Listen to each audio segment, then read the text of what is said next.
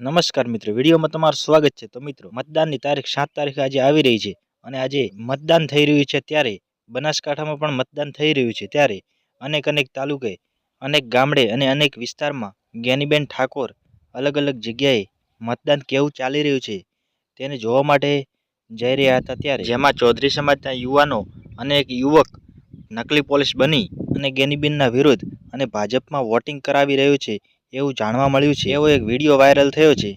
જુઓ આ વિડીયો, જ્ઞાનીબેન શું કહી રહ્યા છે। ચાલો, આજે આ ધરેડા પ્રાથમિક શાળામાં મતદાન મથકમાં મુલાકાત લેતા જે આ સીઆરપીએફ પોલીસની ખોટી રીતે પ્લેટો લગાવી અને આ ચૌધરી સમાજના યુવાનો એ લોકોને દબાવવા માટેના રોક કરવા માટેના પ્રયત્નો કરી રહ્યા છે ચાલુ મતદાને। આ હાલ જ આપણે જે આ છોકરો જે સામે ઊભો છે એનું નામ છે પ્રકાશ ચૌધરી પાલનપુરનો, કે પાલનપુરને ના કાંઈ લેવા દેવા નથી, છતાં પણ આ ગામમાં આવીને મતદારોને દબાવી અને વોટિંગ ભાજપમાં કરવા માટે પ્રેરિત કરી રહ્યા છે।